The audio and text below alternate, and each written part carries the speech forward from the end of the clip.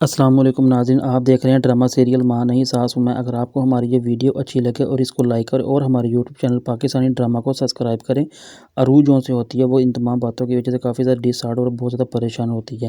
لیکن وہ مہرین سے معافی مانگنے کے لیے اس کے کمرے میں آتی ہے، کیونکہ وہ چاہتی ہے کہ ان تمام پریشانیوں اور ان باتوں کو ختم کیا جائے۔ لیکن جب مہرین ہوتی ہے وہ عروج کو دیکھتی ہے اور ایک دم سے حیران ہو جاتی ہے، لیکن پھر وہ عروج سے پوچھتی ہے کہ اب تو کیا رہ گیا جو تم میرے کمرے میں آئی اور کیا کرنے آئی ہو۔ پھر آگے سے عروج ان کو کہتی ہے کہ میں سوری کرنے آئی ہوں، لیکن وہ مہرین ہوتی ہے وہ کہتی ہے کہ اب سوری کرنے کا کیا فائدہ ہے، لیکن تم میری ایک بات کان کھول کر سن لو، میں تمہیں یہ بات بار بار نہیں کہنا چاہتی، ایک بار ہی کہوں گی۔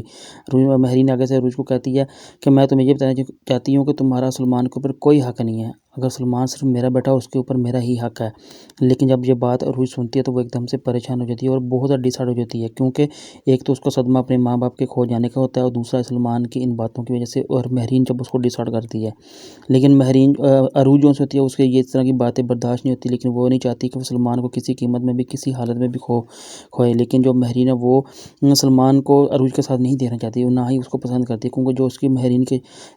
سلمان کی شادی بھی عروج کے ساتھ ہوئی تھی وہ بھی ایک مجبوری کی وجہ سے ہوئی تھی۔ لیکن جو عروج ہوتی ہے وہ ان باتوں کو کافی زیادہ اگنور نہیں کرتی، بلکہ اس باتوں کو کافی سیریس لے لیتی ہے، کیونکہ اس کو پتہ ہے کہ ایک صدمہ میرے ماں باپ کے کھو جانے کا، دوسرا اس طرح سلمان کی وجہ سے کافی زیادہ پریشانی۔ لیکن جو سلمان ہوتا ہے وہ عروج سے کافی زیادہ پیار اور محبت کرتا ہے، بلکہ سلمان عروج کو کسی بھی قیمت میں اور کسی حال میں بھی کھونا نہیں چاہتا۔ لیکن جو عروج ہوتی ہے پھر وہ اپنی دوست شانزے سے کہتی ہے کہ تمہیں پتہ ہے میں تمہیں یہ بات بتانا چاہتی ہوں کہ جب میرے بیٹے کی پیدائش کے بعد میں انشاءاللہ اپنے ماں باپ کو دوبارہ ڈھونڈوں گی۔ لیکن جب یہ بات اپنے بیبی کے بارے میں اپنی دوست شانزے کو بتاتی ہے تو وہ کافی زیادہ خوش ہو جاتی ہے، تو لیکن وہ اس وجہ سے کیونکہ عروج ایک اچھی لڑکی ہے۔ لیکن جب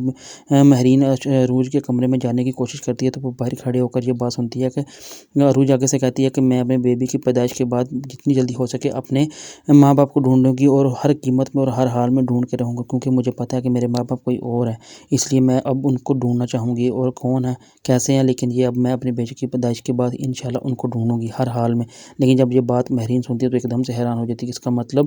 کہ عروج کے ماں باپ کوئی اور ہیں، یہ جن کے پاس رہ رہی ہے اس کے ماں باپ نہیں ہیں۔